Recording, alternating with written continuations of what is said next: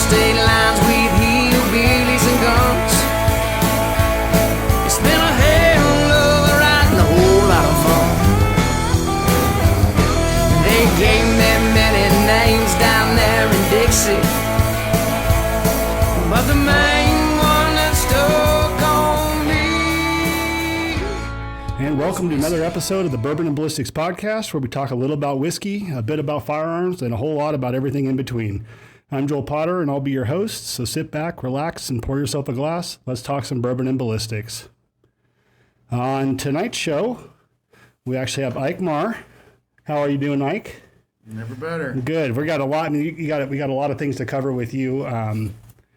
You are a man of many talents, and you got your feet and hands in a lot of things. So let's talk about what we're going to be drinking. I've got the Charles Goodnight, the Kentucky Straight Bourbon by Foley Family Farms out of Santa Barbara, I think, right? I think they are, yeah. And so in the wine industry, but they most recently, you'd probably know them from Bill Foley acquired the Las Vegas Knights, so he owns the hockey team, and then more recently bought the Bentley Distillery here in Minden and turned it into the Minden Mill by Foley Farms. So he bought that in 2023, and the whiskey is 100 proof.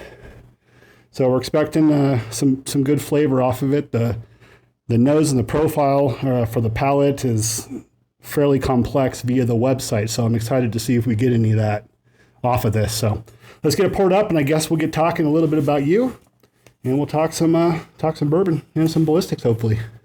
You have a two-man group, right? And you play guitar, mandolin, ukulele, fiddle, the whole works, mostly right? mandolin and fiddle, and guitar. But you can do it. Little banjo, strings. You got the strings. Yes, I'm what's called a utility musician. So it sounds like it sounds like you push a mop around. If you're a musician, then you're a utility. You basically are the cleanup guy. Mm-hmm.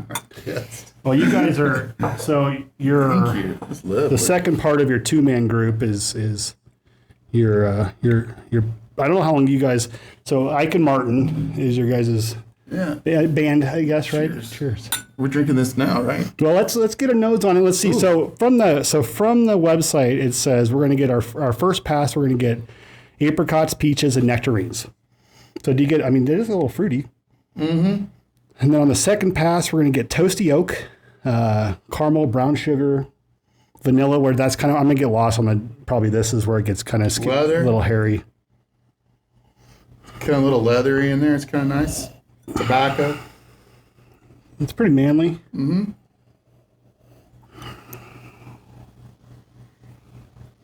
Well, that's sweet. That's not what I was expecting at all. That's sweet right out of the gate. Yeah. So the palate's going to say caramel, honey, cream soda. I think all very sweet. Cream soda's a good pull. Mm-hmm.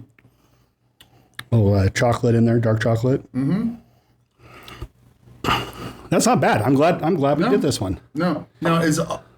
This is all Kentucky? So so they have two different bourbons on the market. One of them is going to be a Texas straight bourbon. The other one's a Kentucky. And this is the Kentucky right here. The Texas is a 110 proof, I believe. Okay. So we'll have to go to that one next and see. I'd like to see the difference from the different styles. So, but yeah, this is a Kentucky. Like I said, it's that's good. Yeah, I'm happy with that. That was a pick by Troy down there, Battleborn Wine. Cool. So good job, Troy. Like Troy. Yeah, he knows. Troy's a good one. So we're here in the historic town of Genoa, Nevada, at the Pink House, which is a historic building here in Genoa. And Ike and his wife recently purchased the building, a restaurant. It was a charcuterie type. I don't know, I built it before that, right? It wasn't technically a restaurant. Yeah, I think it was a restaurant. Okay. It was they did a lot of cheese and charcuterie stuff and whiskey flights and tequila flights and okay. charcuterie boards, and which is fancy for one of those little snack boxes the kids like. Yeah, the old or not Uncrustables, but let's see. But yeah, you know what you're talking about. Yeah, it's fancy. It is funny. We stuck away. We pulled back on the bologna a little bit, but increased the pancetta.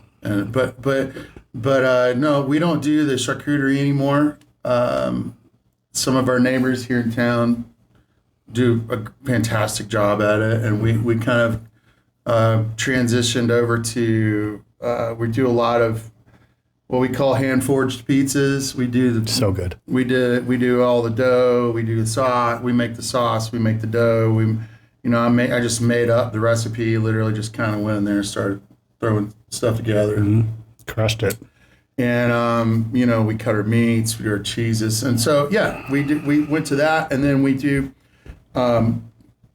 sandwiches. We do a porchetta. I do all that myself, or I'll take a pork belly, lay the pork belly open, put a whole pork loin in it, fresh rosemary, garlic, pink peppercorn. We do our own infused tequila here and barrel age our tequila. So I take the pepper from the peppercorn or from the tequila and then put that in the pork belly and then roll that up, tie it, and smoke it for 12 hours at about 180 degrees. That's our porchetta sandwich. We do the same we call Trisket, which is actually tri-tip done brisket style. We do the same thing.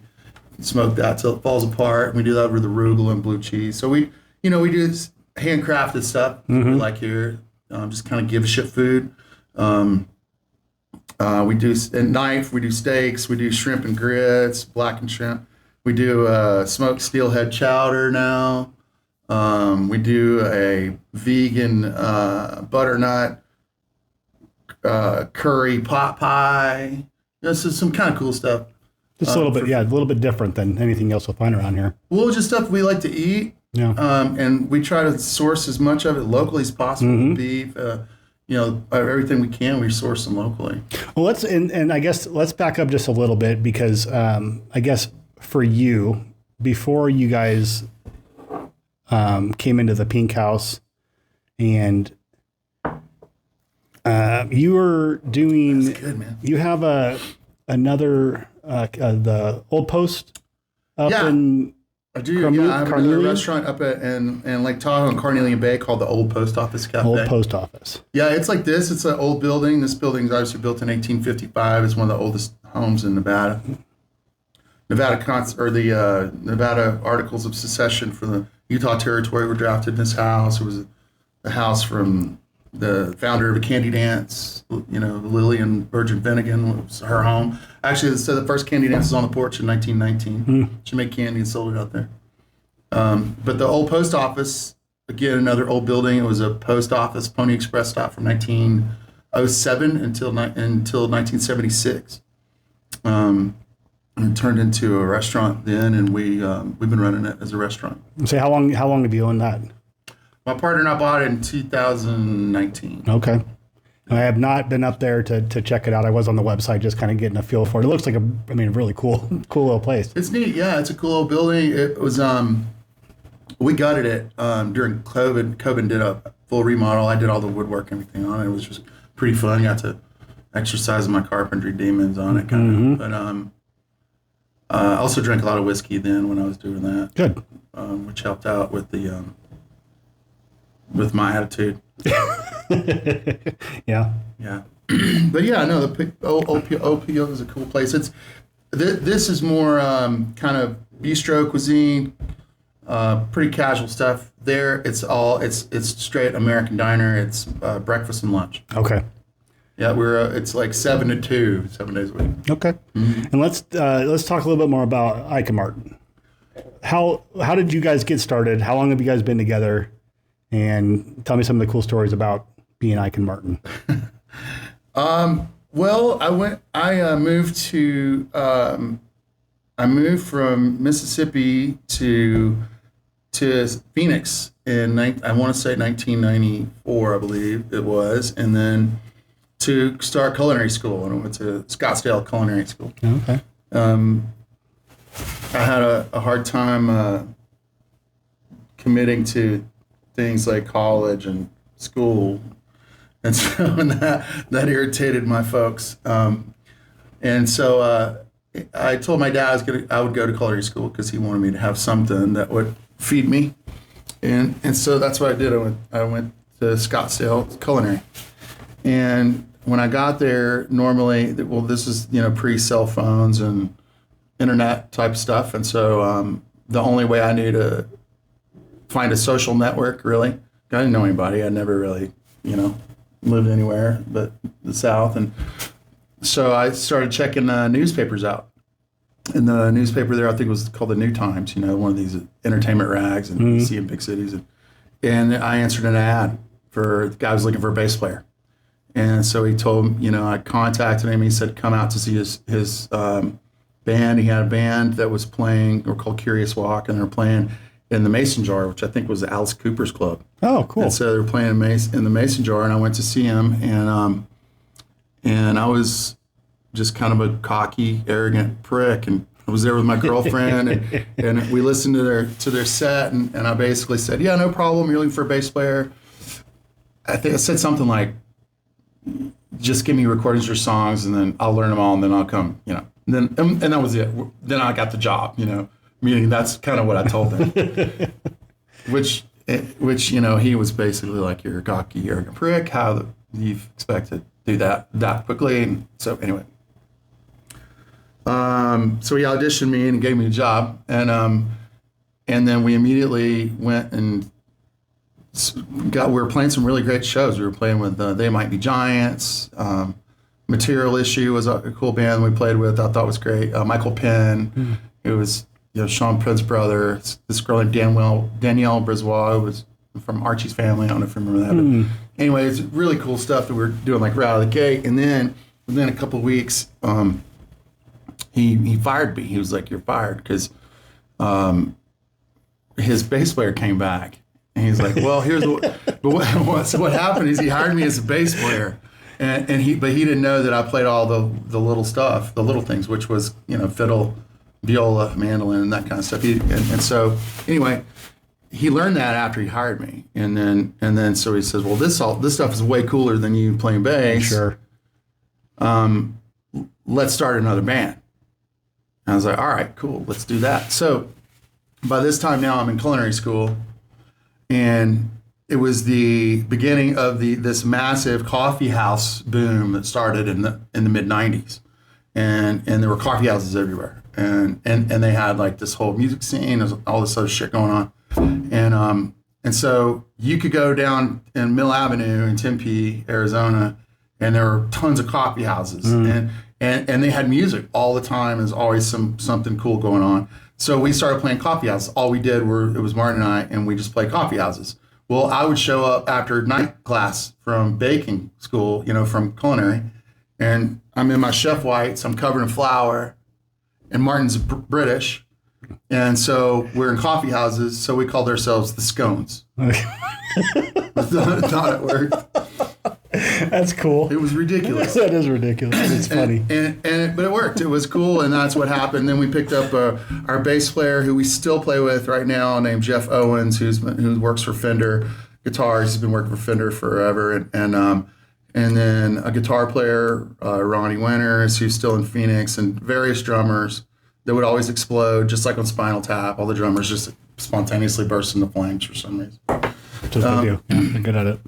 But so that was 1994. So this year, Martin and I have been playing music together for 30 years. Crazy. Yeah. Crazy. It's a long time. So let's, I guess, just fast forward a little bit. So how did you end up from Phoenix or from Arizona into Tahoe?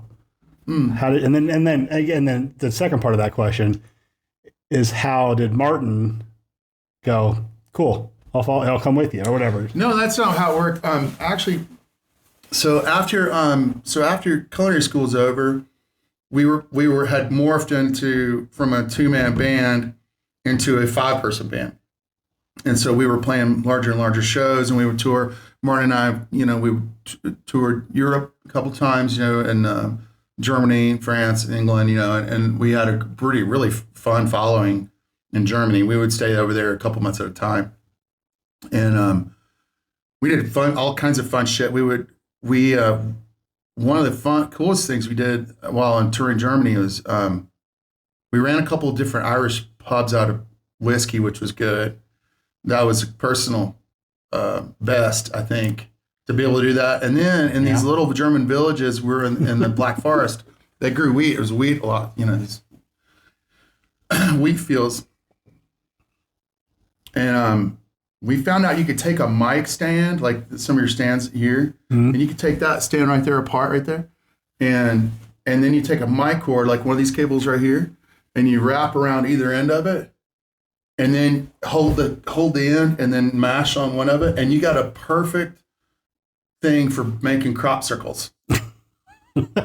So we started drinking pretty heavily, and then we would just start making crop circles. We'd make the compass in the middle of the field, and we start mashing all the wheat down. At one time, you just walk with it, right? And we're smashing all this wheat down. And these little villages of a few hundred people. I remember this one little village, Unterhagstedt or something like that was the name of it. And, oh, man, we gave mail. They must have thought all these UFOs were there. Did you read the newspapers to see if you guys are making headlines? Well, we couldn't read German. But, yeah, that's true. Yeah, but we certainly drank German. But it was a lot of fun. We had a great time with it. Then I ended up moving to Telluride, Colorado. Okay. And I was there and started working in a few different restaurants there. One was Excelsior Cafe, was a good one. My buddy Jake and Elaine own. I still do work with Jake, and we're best buddies. I moved from there, from Telluride to Durango for a year. Was waiting tables, this whole time playing music. Had a really cool band in Telluride, and being a seasonal place there, I would always come back to Phoenix for a mud season, for November or for either the fall or the spring when the mountain closed. No. And I would end up playing with Martin, and we'd always play. We would just jump right back in with the band for the season, and then move back to go back to the mountains when the ski season or summer opened up. In the summer, I was a fly fishing guide in Telluride for a few years. And then, so you it's just like any mountain town, you do whatever you got to do to make a living. Mm-hmm. Hopefully it's fun. Yeah, right. And pays for more whiskey. Yep. So then I moved from Telluride back to Phoenix for about a year or so. Taught high school. Oh, did you really? Yeah, I did theater arts and music in high school. I didn't know that. Yeah, for a charter school in North Phoenix while I was playing music again with the Scones. And then I moved to San Diego. And so was in San Diego for a few years. And then met Steph there. We had our son there. That's right. And whose name is Gunnison, because I guided the Gunnison River for a few years, and that's how he got his name. And then Steph's parents had built their kind of retirement cabin here in Lake Tahoe. And so we kept coming up here. We got into sailing. We were in the Harbor Island Yacht Club in San Diego, and that's kind of how we kind of met, or started a relationship anyway. Because I had never sailed and I wanted to, so I said, I'm joining the sailing club. I knew that she grew up in the bay on the water, so I said, hey, you want to join with me? And she said, yeah, sure. And so we joined the sailing club. We spent 1,500 hours at sea in 2006, and down in San Diego. And by the way, I don't know if you know this, but sailing, it causes a pregnancy. So what? It does. No way. Yeah. Be careful when you step onto a sailboat, because that's why I don't do it. You could get pregnant. Yeah, I don't want to get pregnant. No, I don't want Bree to get pregnant. Oh yeah. Well, you don't want that. No. So we had Gunny within 5 months of having Gunny. Somehow, I said, hey, I want to get back to the mountains, and she wanted to come up here, be closer to her folks. So we thought moving to Lake Tahoe would be a really great idea, because then we're close to her folks, and so that's what happened. We moved here in 2007, and we've been here ever since. It's the other part of your question, Martin, was, so after I left for San Diego, Martin ended up taking a studio engineer job in Carmel. Oh. So he went from Phoenix to Carmel, and he was there for quite some time. I would go visit him while I was messing around. So you guys never really broke contact? No, not really. Okay. We did for a few years, but not wholly. No. Okay. And I remember I was riding my motorcycle around doing some gigs. And I had, by the way, that's another thing. You look really tough when you're on a motorcycle with a fiddle and a mandolin case. Oh, for sure. That's obviously. I mean, every Harley, brochure. That's right. That's why your pictures are. That's right. Yeah. It's like Iron Horse. Mm-hmm. Is Big that dogs. a violin? No, man. It's a fucking Tommy gun. It's a Tommy gun. That's an auto ordinance 45. That's right. No, man. And so we started hanging again in Carmel, and then we started. Basically, I looked around the basin. I started playing solo around here, just guitar, and said, "It's kind of a nothing's going on. Let's start playing music again." So he started coming up, and he ended up being here at the lake 3 or 4 days a week, and that went on for 2 to 3 years, where he was commuting 3 or 4 days of the week. You're going back down to Carmel? Yeah, going back to Carmel, Jeez. which is just too hard. And so when the opportunity arose, he moved up here with his family, and he's been here since. Cool. And so I guess we'll backtrack a little bit too, because I want to talk a little about your beginnings. So by the time you going through culinary school, you'd already been playing the stringed instruments for a long time, right? So you're from Mississippi.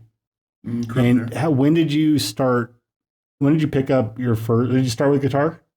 No, I think I started with a piano. My mother was a piano player, and then I started there, and I didn't take to it. I think I didn't take to it because that was her thing, and so she asked me what I wanted to play, and if I remember it right, I told her cello. And that's still my favorite sound of a string instrument. Oh, it's gorgeous. Yeah. It's beautiful. Mm-hmm. Plus, it's when a woman is playing cello, there's really nothing hotter. It's the hottest thing in the world. It's the business. Yeah. I can't say that I was hoping that would be my fate, that to be a woman playing cello. Right. Dodge that bullet. Yeah. Yeah. But so I said I wanted to play cello. And so she said, great. And so she went to get a cello in Hattiesburg, Mississippi. Turns out they were out of cellos. So she got a viola instead. And that's exactly how complicated that decision was. So that's what I ended up playing. Okay. Yeah. And I think I was 8 or 9. Somewhere around there. Wow. I know it does. I mean, it shows. I mean, you rip the things. I mean, you rip. I appreciate that you think that. Yeah. I mean, I have a good time. Now, for me, being a novice guitar player, I mean, just watching you guys play, and we'll get, I think the first time I ever got to see you guys was here at when you guys played the actual Candy Dance. And I was blown away by how amazing, just playing covers and stuff, but nonetheless, between the dynamics you guys have, together, it just like you guys crushed every genre without a hurdle, and it was pretty amazing. Thank you so much. I gotta throw the ball to Martin. I mean, he just lays down this perfect canvas, and it's really makes it easy to, when we were playing as the Scones years ago, I feel like we ended up playing a lot of stuff that maybe we didn't really want to play. I think we kind of fell into that thing where you're going, I don't want to play this freaking song again.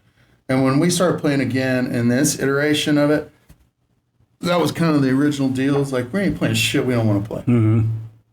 And so basically at the kind of the core of that decision is we're going to entertain ourselves first. If we're having fun and we're truly fucking off and having a great time and just taking a piss at everything, then somebody's gotta like it. Mm-hmm. And by the way, if they don't, they can fuck off too. I mean, we were literally there. We were having the term that makes everybody uncomfortable that I like to throw out is musical masturbation at its finest. And it's like we're gonna get off. We don't really give a shit if you do. Yeah. Which is the most selfish way to play music. But it really is. I mean, we're having a great time, and we know, Martin coined the term. We know where our bread is buttered. But it's true. It is just like that. Yeah. And I say it all the time about, the podcast itself. I mean, it's like having a conversation with Josh and Nate the other night. I'm doing this because it's fun. I'm enjoying this, and I'm hoping that other people do too. Sure. But if they don't, it's like, it's not paying any bills anyway, right? And so it's not, I don't know, criticism's like, is hard sometimes, but if you're out there having fun, and you're doing it for you, and it's not really that bad. Exactly. It's like this restaurant. You can come in here and go, man, I had some better shit somewhere else. I just don't care. I really don't care. Yeah. What I do care about is being able to, if you're pouring your soul into it, you want to hope that it, ain't nobody here getting rich. You hope that it's pays for itself, so you're not overly out of pocket, and you hope that you're having a great time, and you hope you can do something with integrity and with artistry, and be able to, flex a creative muscle, whatever that is. If it's carpentry, or if it's hanging instruments on the wall, or if it's lighting, changing the dimmers out to make shit sexy, or whatever it is. I think that's kind of, as long as you're getting that, scratching that itch. Mm-hmm. Keep doing it. It makes sense. Yeah. Keep doing it. You guys have done a great job with here, with the Pink House. I mean, I obviously haven't done a lot of dine-ins since, before you guys took it over. So it's not really like, this is all I know, but I come here and I have a great time. You guys always have live music, and, there's every Friday and Saturday. I mean, the food is phenomenal. It's the best we could hope for. Come here and have a good time. If you're not having a good time, piss off. Yeah. Now that you guys, so with, let's get back to Ike and Martin a little bit. You guys, since you bought the restaurant, should we do? Do you want to refill? Well, I think we should. We really should take apart this whiskey. Yeah, let's delve into it a little deeper. I think on the second pour, I think you're gonna find some new. Tell me what I'm supposed to. All right, so you're gonna find it easier. Yeah, you're gonna want some orange, lemon, and some white pepper on this pour. So I got to tell you, I've never ever heard this. So I had no idea that I was going to find a bunch of different shit every time. Yeah. This is remember, you probably don't because you're too young. The skit, the Saturday Night Live skit, Mr. Subliminal. No, I don't know that one. It was John Lovitz. It was brilliant. That was the best of yours, too. It was brilliant. Where he was like, I'm not even gonna do it, but I think that's what's going on. I'm telling you, you're like, out of all the whiskeys, pepper and orange peel. Oh my God, I taste white pepper. All the bourbons that we drank on this show, I've never seen one with the complexity on the nose and palate like this one's listed on his website, and so that's what I was really. It's a pretty hardcore sales tool by Foley. I know. They know but he's a wine guy, right? Mm-hmm. By trade, so he's looking for exactly that. So he's looking for the complexities. He's got a whole team of nose guys. Yeah. So I guess I kind of skipped over it, but it's 100 proof. The mash bill is 60% corn, 36 rye, and then 4% barley. And so there's, it's. I could get a little gamey rye on the end of that. It's a tough one. It is, like I said, the way that they have it listed is complex. But I'm not that guy, and so I've never claimed to be that guy. And yeah, I think it's good. But this one does. It has some. It's good. I'm gonna go with good. Mm-hmm. That's where I'm at. Right. I would purchase one more time, at least. So honeysuckle. I got honeysuckle in there. You did? Mm-hmm. That's not even listed on there. How about some hazelnut?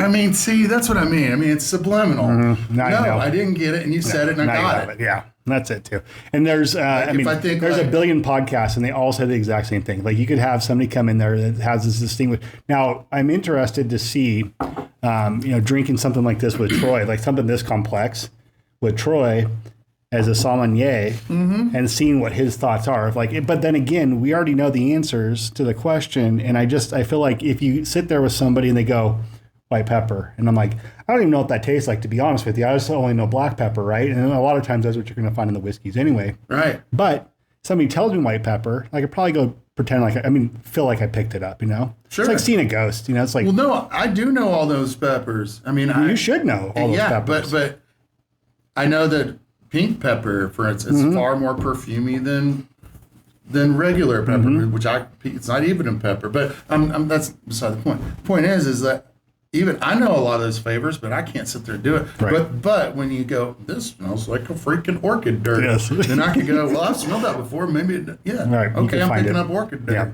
And I guess it's also, I'd be remiss if I did not talk about, we are drinking some Great Basin. This is palate cleaning. Yeah, just to make sure that we're coming in there on those second and third passes, just to make sure that our Hey, wait. Here's my brother. things are dialed in. I got a new nephew Oh, congratulations. right now. Wow. I got a new freaking nephew. That's exciting. It just happened. Did you know you were going to have one? Yeah. She's been in labor today, and today's my brother's birthday, and now it's Wow. my, not nephew, a niece. Oh, Okay. Oh, whoa. Her name is Bowie Gray Marr. Oh, Bowie Gray. Bowie Gray. All right. Well, congratulations to your brother. Wow. Congratulations to you. Damn, that's cool. All day, labor. Yeah, man. You've been waiting. And it's his birthday. His birthday's never going to be the same. I know. That's what I told him. I said, let's do this. 2-for-1 birthday. You never get shit ever again. Ever again. You're done. It all goes to Bowie Gray. Yep. Bowie Gray gets everything. Well, congratulations. Damn. Right here live on podcast. That's exciting. Damn. That's amazing. Okay. Sorry. That's okay. No, That's why I've been looking at my phone. That's exciting. No, we wanted, Yeah. Had I known. No, it's fine. It's great. That It's is amazing. great. Good. Here's to Bowie Gray. Hey, to Bowie Gray. Good sound. Mm-hmm. So what about guns? What is the ballistics part of this whole thing? So the basis of the ballistics part is we have the target company. And so what this is kind of a bypass to the disrespect that we're getting from all the social media platforms. So when we talk about the ballistic side of it, it's basically me selling the targets. I didn't. First Line Ballistics. If you haven't checked them out, you need to. Well, no. What is the target? First Line Ballistics. We have AR-500. They're modular steel targets that fold down into a 24-inch case, so you can throw them in your Jeep side by side. You've even got a little Subaru. I mean, we sold to one guy with a Biden sticker. I love that. It's cool. You even got a Subaru. Little Subaru, they fit in there, right? But so being in the firearms industry, have a really tough time promoting that to the social media platforms, which is essentially the live or die status right now, right? I mean, if we can't market, we can have a killer website, which we do. But if you can't show people that website, if you can't show people that product, and the fastest way to get there is through YouTube or Instagram or Facebook, and these big conglomerates that own these things are censoring all that stuff, right? So by association, we're not we don't sell guns. Mm-hmm. We just give you something to practice with, right? It's just a tool. Sure. And targets. Yeah, and they don't appreciate that. So on the ballistic side, and I know, not so much about me, but you yourself are a hunter, right? I am. And so you, well, I guess so. No, I'm actually a collector. And you're a collector? Mm-hmm. Good. You guys live up here in Genoa, and I think one of the funniest things to me is because of sometimes the inhabitants that do come through, you guys get some pretty cool animals, and it's just like, I bet you just sitting there going, I wish I could, the cats and stuff that come through the yard and all that. There's a bunch of weird shit that comes through here. Yeah, indeed. Right on the river too, so that's even better. Yeah, it's funny. I was brought. I want to say it was like last month. It was we didn't have any snow, maybe 2 months ago. I went and picked my daughter up from school, and it's middle, 3:00 p.m. And I come down our street, I pull in, and there's the tree that grows in the middle of the street. Mm-hmm. And we go under it, and then she goes, Papa, she's 9. She's like, Papa, there's a bobcat in the top of the street of that tree. And it's the tree in the middle of the street. Uh-huh. And I said, no, there ain't. And I kept going to turn, pull in. And then she goes, no, Papa, there is. And so I slow down and look in the rearview mirror, and sure as shit, I saw this freaking cat coming down from the top of this freaking this elm that's right in the middle of the tree, or in the street. A big old cat coming right up in the middle of the damn day. And anyway, it was. That's neat. Well, it's really cool. It's really cool. Well, first thing is cool is that my 9-year-old daughter saw it in the top of a tree. That's cool. Yeah, and she's cool though. Yeah, in the top of a 40-foot, 50-foot tree in the middle of the day. And then I'm sitting here calling bullshit. You did not see a cat in the top of a tree. Mm-hmm. But no, you're right. There's a bunch of weird shit running around here for sure. Yeah. And so do you hunt here? I mean, do you draw? We do. We put in for this zone. We do. Okay. And I have drawn in this zone, and so has my son drawn in this zone. And both years that happened. Well, the year I drew in this zone, there were 12 Nevadans drawn in this zone. Mm-hmm. Yeah. When he drew in the zone, it's a youth tag. But, so it's a little more common. But, yeah, we've pulled twice in this zone, which is, I think, the smallest zone in the state. It is, yeah. Yeah, it's a really tiny zone. Yes, it is. And it's one of those ones I think it's highly coveted, too, because it's so easy, accessible to... Well, there's also no private land. Right. Or no public land, I'm sorry. Right. There's no public land. It's all private. It's a very small zone. It's all private. And the deer, this is a hybrid run around here. It's, it's a black-tailed muley run around here, so it's kind of a weird little thing. We know the deer that are running around here because there are freaking hundreds and hundreds of them right out the door. I mean, we even talk about them on our menu, as far as the, our apple pie on the menu. I would say, there are deer everywhere here. Look out your window. There's probably the deer eating the apples that go in this pie right now because there are apple trees all over the place. And that's another thing, a fun thing too, with your guys' menu, the drink menu. The names are all very they're associated with music. They're all songs. Yeah, and so just a couple examples if you could.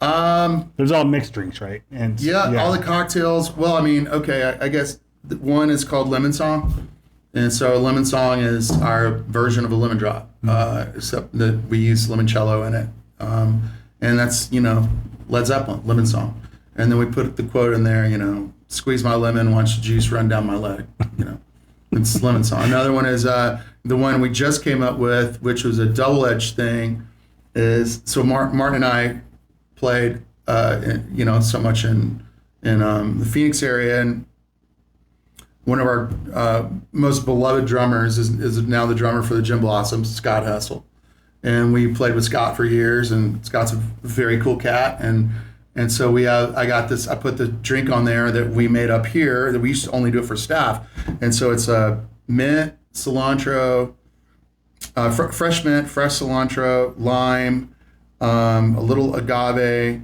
a whole pineapple, and we put all that shit in a blender, and it makes this really cool green drink, like you'd get like a green drink. No. Like something that's healthy. Mm-hmm. Oh, it's serrano pepper, so it's really spicy. Oh, that's fun. Yeah. Yeah. So we take that, we blend it up, we put it with our peppercorn tequila, the Añejo that we do, the barrel-aged stuff here, and we called it Hey Jealousy. How from cool. the Gin Blossoms. Yeah, right. Yeah. And then the quote in it is, I'm no good for I'm no good for driving anywhere. I've got nowhere to go. Okay. And we put the quote on the menu, but the jealousy was for two things. It was for obviously the drink, but it was also green for Shakespeare, the green-eyed monster. It's jealousy. Very cool. So we name every drink after after a song. Mm-hmm. And people tend, I mean, I think that there's, from what I've gathered, I mean, people really do love, if they're have any sort of musical inkling at all, they'll catch most of it, and it's fun enough to come see the menu and kind of piece it all together. It's fun. Yeah, they sometimes we have a drink called Express Yourself, which is our espresso martini. Not express yourself, express yourself. Express. And then of course we go, the whole byline of the drink is, if you want one right now, let us show you how. It's a secret, meaning every single word within the description is a Madonna song. Okay. Yeah, and you can party all night like the Material Girl, like every whatever. And it's just for fucking espresso martini. Yeah. But people dig it. But people dig it, yeah. But again, back to musical masturbation. We come up with the drink name after we come up with the drink, but meaning that we sit there, we make the drink. This is the espresso martini the way we like it. No, we don't put Bailey's in it. We pull the espresso. We're using local vodka. We Tahoe Blue vodka in it, and then we go, what do we name this? Mm-hmm. Okay, that's the fun part. Yeah, we're entertaining ourselves at the end of the day. Right. We're having fun with it. Good. That is all that matters. No, it's fun. Yeah. Because you guys have put a lot of energy, not only into this place, but then you're doing the musical thing. Steph's got her job. I mean, you got OPO. Yeah. You guys have 2 kids. I mean, there's a lot of shit going on. You guys have a lot on your plate. And if you're not having fun, then what the fuck are you doing, right? Exactly. Why are you doing it? And by the way, that's what we tell our staff too. During the interview, if you're not having fun, fuck off. Mm-hmm. We're here having fun. If you're not having fun, you got to go because you're gonna fuck up all our chi. Mm-hmm. You are. We're here to have a good time, and hopefully we can make a living doing it. You guys will certainly make a living doing it. We won't, but that's okay. Yeah. It doesn't matter. If everybody needs to have a good time when they're coming in. That's the whole idea. And I think that for the most part. When people come here, when they leave here, they have an experience. They've had from you the musical acts that you have here, and we don't get to we don't spend a ton of time here, but when we do, I've never left here upset. I mean, it's just you guys are bringing in top-notch talent to come here and play. Thank you. And that in itself, in the summer especially, when we can be out on the outside stage. Yeah, that's. That is the business, But in here, so cool. Having having you all set up in the corner here and just having that more intimate feeling when somebody's playing is also really cool too. But anyways, for thank you. The size of the house, that's the entertainment company that we have. That Martin and I created this company to represent artists, because we found a very tried and true way that allowed us to make a living playing music, like a really decent living playing music. Yeah. And as a result of the overflow of the gigs that we couldn't take, we were able to create this company where we're able to now teach these guys how to do it. Mm-hmm. And we're involved, and we do, and that's what we do. And every artist that you hear here is represented by us. So speaking of your guys' on the music thing, who are you guys promoting? Who do you guys have that you guys are kind of help bring up some of the acts? We really love Miranda Ray Love. Mm-hmm. We love Jeff Connor and the Connor Party. Mm-hmm. We love the Imposters, Kristen and Jordan. We think are fantastic. We love Rick Hayes, who's fantastic. Bahina. Jarrell Bahina is incredibly talented. He's a wonderful songwriter and performer. Oh gosh, I mean that's a lot more. I mean that's awesome. Oh no, that's nothing. I mean, the new guys we dig is John Gardner. John plays drums for Martin and I sometimes when we do our full band show, and John has a little duo called Pretty Smart. And they're cool. They're fun. Oh, you know who else is awesome? Is is Sean Hodge is badass. We love Sean Hodge. I mean, we're so completely fortunate to have this wonderful talent around us that we're able to put here. And you're right, it is top notch. It is absolutely top notch. We're never going to have drums here. This is an acoustic music joint. We want people to come in here and sit like you, grab a drink, and shut the fuck up and listen. Yeah. And that's the idea. That if when people come here and they go, "Can you turn it down?" It's not the place for you. I tell them to move, get further away. I'm not going. Music here is not, or anywhere. OPO, the old post office, we're here. Music is never going to be what I refer to as the mint on the check. If you think it's too loud, you're at the wrong joint. And I'm not saying that this place is loud. It's not. It's tasteful. You know, we could put this in every room, and we do put it in every single room at a respectable volume. But yes, the music is up front. The music is paramount, and that is a very important thing. Absolutely. Well, a part of that, Joel, is that we also are trying to show that artist, that musician, this is how you do it. And the way you do that is that you have to involve them in your show. No, the new reality of live performance is that the artist does not want to be a passive, that they really want to be a part of the show. They want to feel a connection with the artist.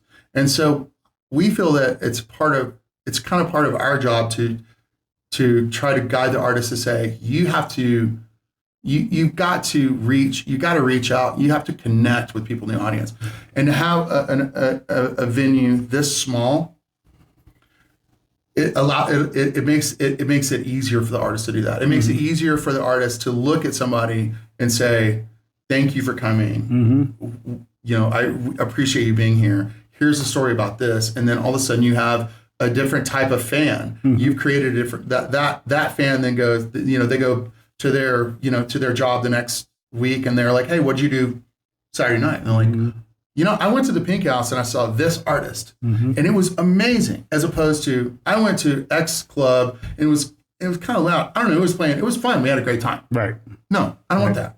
Now, when we were here during the summer and Miranda was playing, you know, I posted a video, and it was like you're saying, it was like she came over almost immediately and I tagged her, and then she's just like, thank you. You know, like that was very cool, because it's like, you know, because a lot of times, I mean, you know, and now who do you want to see here? Exactly. I hope that because she's wonderful. She's fantastic. Yeah, she's fantastic. So good. Yes. And crushes. I mean, like I said, I mean, her original stuff. The covers and the different. I mean, killed it.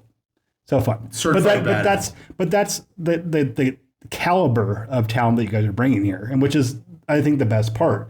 It's not just some knockoff put together. Like if I can play guitar, kind of, but put together some band and we can play a couple cover songs. It's not that at all. That's not the experience you're getting when you come here. No, and I mean, look, by the way, that is actually part of the experience that I want to get. I'm serious. We've been thinking about that shit where, like, let's just have our friends here that aren't. I'll play on Wednesdays. Well, come on over. Dude, come on, I'll be out there right now and nobody's here. Bring it. Yeah. I keep threatening Bree. I'm like, you know what? I'm going to do it. And I'm just going to come. No, I love that. You know, it'd be like a I don't know, like just break you out of your shell type thing. It's like you may totally botch it, the whole thing. Might be awful. A safe environment. Yeah. You have a safe. This is a safe space. Joel, this is a safe space. It's a safe space. You can leave your newborn song here on the doorstep. We'll take care of it. All right. We'll give it a family. Good.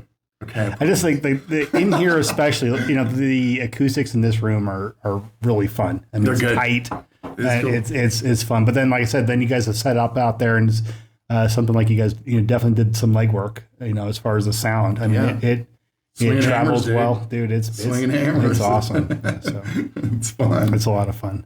And, you know, and I guess one of the challenges you guys do face is being at the base of the Sierras, kind of, you know, there's an off season, and on season, like we have the ski people that come up here in the winters, but, you know, they're not traveling downhill, or maybe they do. And, you know, and then, so you guys are I guess, facing some different challenges because it's not like in the heart of town where there's 50,000 people that are supporting you guys, right? Well, the term you're looking for is rat fucked, is what it is. And so what happens is down here.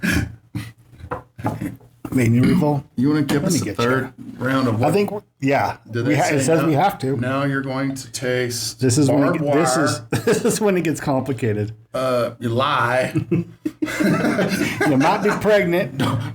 Dawn dish soap. Brillo pad. Go outside and lick the spare tire of your tire. Fucking nails. Chew on some wire and staples. That is what it says. No, it doesn't. But no, what it is around here it's different. Yeah, here at the foot of the Sierras, we are subject to some pretty heavy snowfall. Some weird ass weather. It can certainly be a wind tunnel coming through here. You see, they just clocked fucking 79 miles an hour in Jacks Valley. Don't doubt it for a second, man. Holy shit. I mean, anyway. So also what it means is at the lake, for instance, at OPM, when it snows, people go skiing. They go outside. When it's not snowing in the winter, people go skiing. There's still traffic on that North Shore Road on the, going between Squaw or Palisades and you still call it Squaw. I don't know, Squaw. It's okay. It'll always be Squaw. Yeah. So there's still traffic on that road, right? Down here, if it's fucking cloudy, people stay at home. Mm-hmm. If it's any weather at all, people stay home. And so, yeah, last year, our first winter, it was a rat fucking. Like we looked at this and went, how in the hell, what did we do? What in the hell did we do? And plus it's overcoming the perceptions of, what this is, trying to figure out our own way with it. Sure, your own identity, right? Yeah. Right. But yeah, it's a different environment down here for sure, as far as how to move forward with it. We think we're cracking the code simply by just staying the course of trying to be consistent as possible. Yeah. Bring in the music that you're talking about and saying this is what we are. We're trying to be as authentic as we can and say we changed the sign. We took charcuterie off and we said friends, food, music. That's, boil it down. Mm-hmm. This is what we want. We want our friends here. We want good food and we want good music. And that's all we're doing. It's a solid combination, solid recipe. Hey man, fucking boil it down. Mm-hmm. That's all we're trying to do. So when you're comparing, and I guess is to your point, what's going on at OPO versus the Pink House? I mean, your guys' struggles are probably completely different, right? I mean, are you finding similarities or? No. Yeah. Yes and no. The struggles are the modern struggles. You can almost kind of chalk up to pre or post COVID, and that is that the restaurant environment pre-COVID and post-COVID is just night and day, and a lot of it has to do with labor. Mm-hmm. And costs. I mean, a year ago we were paying $120 for a case of eggs. I mean, that is ridiculous. I mean, and now, and by the way, we're talking. We're currently sitting in Nevada. OPO's in California. Mm-hmm. Right. So I guess it is two different things. So it's also really, really fucked up that I'm 10 minutes from the California line. At OPO, I'm actually about the same, because up there I go. So if I go to OPO, I go into California, come out of California, go into Nevada, go out of Nevada and back into California. Mm-hmm. When I'm and so I go through the state line a couple. So now I have to have this certification that says that my bacon has not been treated cruelly Oh yeah. up there. Yeah. Okay, well that costs a few bucks a pound, for bacon at a breakfast joint. Mm-hmm. So that does a lot for that margin. Down here, I ain't serving breakfast, but I don't have to pass that along for a BLT. Right. I mean, I don't know if I'm maybe going off the deep end on your own. No, but that makes sense. But there's a big difference on that. Granted, there's also things. There's wines I can get up there that I can't get down here. And but it's the business environment down here is certainly friendlier than the shit that we've got to deal with up there. But what is killing all the restaurants up there is labor. It's crushing the restaurants up there because on a pre-COVID restaurant environment, maybe you could squeeze out 10%. Maybe you could squeeze out 12% of your net. Mm-hmm. Okay, that went to like 6%. Okay, 3.5%, 3.5% of that 6%, or half of that 6% now is freaking credit card. It's credit card fees. I know, and that's unreal. I know, and that's one of the revolving topics on the shows with the Target side with First Line. When we first kicked off the project, we were hell bent on staying under $400 for our most expensive. Like that was the best thing we offered. It was like we felt, our 30 or 20, it ended up being like 25% margin or something like that on our best sell or our most expensive Target. It was almost too much. So we bumped it down. It was like, we're going to stay right around $400, right? But now we can't even build one of the fucking things for less than $500. And so how do you... 25% margin was too much for you to make as a business owner. Yeah. And so, it's nuts. And I know that is, it's not necessarily the same, but it's to the point that with inflation and I really think that, COVID killed the majority of industries, right? I mean, it's like everybody, like the service industry is dying. It's sad. It's in a bad state because nobody's willing to work for the money you can physically give them without, losing your house, right? But what I will tell you is that California has fucked itself on labor and to go back to why I just told you that is the corporatization. And what that is that how in the hell can I pay a guy in California this amount of money when the resort down the street is paying twice that amount of money for half the experience, of the guy? It is utter bullshit, and you can't. And so what that means inevitably, and I saw this by the way as a younger man in Telluride, and I saw it eat itself. And what happens is you could buy back when $250,000 for a house in a ski town was unfathomable. That was like, what in the hell? That no one can afford that. Yeah. Right? Yeah. Yeah. And then what happened is the wealth moves in, the corporatization moves in, and then all of a sudden all of that wealth simply wants services. They want to be able to they don't want us clear their own snow. They don't want to do these things that mountain folks generally have to learn to live there. You don't want this, yeah. No.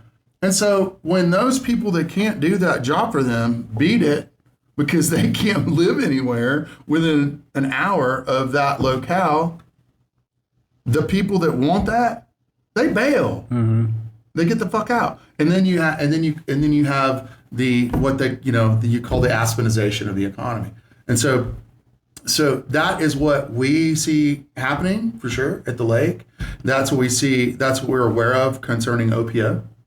Is going, okay, if we're paying this guy who does a fantastic job, if we got to pay this guy this amount of money, which means that our labor is 40%, 45%, it doesn't make sense. Math, yeah. So therefore, what happens then is that you have to look at the value of the land, the property, and go, what am I going to do? Well, then any guy that's not Anybody can punch a calculator is going to go, we got to bail. Well, what's going to happen to the land? What's it going to turn into?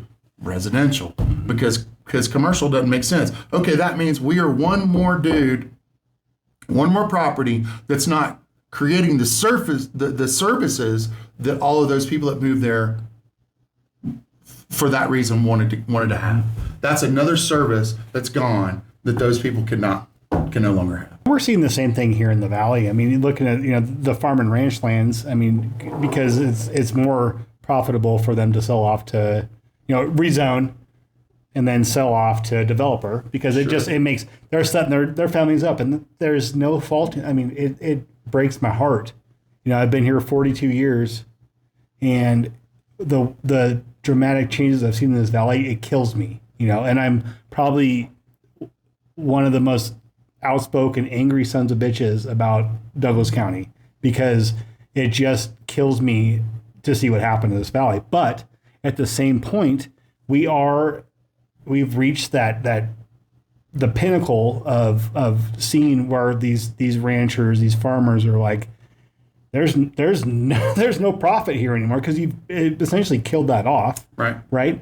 And so there, you have a couple active working ranches that are still doing well, but like, that's it, right? Mm-hmm. These other guys are just kind of hanging on, right? And they're like, we're not going to get bought out. We're not going to get. By the way, that's who I want to buy all of my food from. By the way, and if you're not, so the Andersons, the 2A, mm-hmm. Have you dealt with them? Not yet, but I want to. You should. And they kind of came here chase. Ranchers, they are. They're just right down the road, and basically they're first generation farmer ranchers, but. Why do they do that? That's a crazy decision. I know they went all in and they did it. But just like I said, just down the street. But it's those little guys that were trying that if I had it my way, we would be doing our best. Those like Eastern Sierra feed, like our small I love them. little guys, so that we could just keep like I'm buying chicken feed, right? And it's like I would wholeheartedly love to give my money to Eastern Sierra versus Tractor Supply, right? And no, listen, I'm a little SAG feed man. Yeah, I love them. Go over to Les Ag, check them out. Need to. I mean, I like Easter pizza, but you got to go look at Les Ag. Harbor Freight's fucking cool, but we've had. I'm out. I don't know. I just don't do it, right? Mm-hmm. And so one of the cool points, and the reason I'm saying all this is because what the Pink House is doing is you guys are doing everything you can to help bring those families, those people that are out there still grinding into the market, keeping them relevant. And we are those people. Right, you are the people. Right. We are those people. Right. We're just we're trying to. We want to bring. I want to see everybody in the neighborhood come. It's about creating something memorable. That's an experience. Yeah. So Foley comes in the valley. And he's essentially a intravenous portion of Nevada history now, because he has a Stanley Cup team. And so I love him for that. I didn't even put that together. And the next time that we do a podcast, let's have him here as a guest. If you can get him here, I'll set up the microphones. Let's fucking get him here. Why not? Why can't we? Let's call him out. We're adorable dudes. Dude, I think you'd have a good time. And you the reality of it is you also know, I mean, you like wine, right? I do. I love wine. You're a wine guy, right? So that in itself, I think, would be interesting. So topic. I would have some really great questions for Foley. Mm-hmm. And those would go back to Bentley, meaning that Bentley, when Chris left, he left a bunch of shit on barrel. Mm-hmm. A lot of shit on barrel, which was, by the way, it had to have been a massive reason why you would buy the company. Yeah. So I want to taste all that. There's rumors of the barrels that were left. I want to taste that. And so people talk about they've already had it, and I don't know when that happens. So if we know somebody, if we can find somebody, it's up to Foley, right? Because we're talking. So at least, and at most, that shit's gotta we're be talking good, 6 dude. years of aging. It's got to be good. It's got to be fine, and it's out there somewhere. By the way, right? that- we've seen the barrels, the bottles, the octagons. Oh yeah, they're out there. I mean, apparently they're out there. I've never Source seen One it. stuff. Mm-hmm, the Source Yeah. One. Yeah, I've got some stuff here. I've got Source One here. We got the vodka at the house. I have it here. Yeah. I've never once tasted the vodka. You haven't? Never once. Oh, I'm not a vodka guy. Dude, it's really. I'm not good. being an asshole, but I'm not. Bloody Marys, it's like I can do stop. pop off. Okay, It doesn't stop. matter to me for that. Take that vodka, take the Source One stuff. Mm-hmm. Do not treat it like a vodka. Treat it like a fucking bourbon, and it's beautiful. It's really beautiful. I'm telling you that as a guy knows this. vodka. Yeah, no, not vodka. Like knowing shit that I Gin? like, and just Is it the same? dude, it's cool. It's really cool. But do not treat it as a vodka. Okay. Treat it as a bourbon. Treat it as a sherry. Treat it as a brandy, and it's really wonderful. It's a wonderful thing. But more importantly, I want to fucking taste all that shit that's on barrel because that had to have been a massive part of the buy of that company. 100%. Yeah, It's dude. out there. I mean, No, it had to be a massive fucking part of that. I have like two people that I know that have been I wanna like, eat- I wanna eat we tried the Bentley whiskey, and I'm like, when the fuck did that happen? Right? Because I was not privy to it, but I'm also very uncool, so I may not have ever been privy to it at all. Joel, That's one of the saddest things about this podcast. Joel, you're I incredibly just don't cool. know anybody. Joel, you're incredibly cool. Hey, thanks, Ike. Incredibly cool. And anybody that tells you that can fucking, I'll square on them. Good, I'll man. square on them. I'm glad you're in my corner. I'm fucking Appreciate told. that. I always. You know, I'll tell you what. If you're out, if you've never been in Nevada before, if you've never been to a restaurant in your entire life, I've never had. but there's a lot of cool things that can be learned Never have. on a Friday or Saturday night at the Pink House in Genoa. I mean, really, like if you want to come get cultured to some real good shit, I'm so bad at this. that's what we're doing. You guys, this like the Cliff Notes version of this entire podcast is we're gonna. So I'll tell you what, Charles Goodnight, 100 proof, Great whiskey. solid, Yeah. and that's our buddy now that owns Min and Mill. We're also very good friends with Holy him. family. Apparently, we're going to be super tight with him. The second Cliff Note is that Pink House is the cat's meow, right? Those guys are bitches. Dude, you come in there, you're going to get good food. I've never had Any of the food. more. I've never eaten here. I've definitely eaten here before. Jesus Lord, God, the pizzas. I'm though. sorry, bro. I'm If just you, fucking if you around. can do I'm that, just eat the fucking around. pizzas, and that's essentially where I lie with the food. And but Ike knows whiskey, which is also super fun. So I appreciate you. Thank you for letting me come on your day off. Like I said. Riding in trucks and trains and rusty floorboards. I cross state lines with hillbillies and guns. It's been a hell of a ride and a whole lot of fun. They gave me many names down there in Dixie, but the man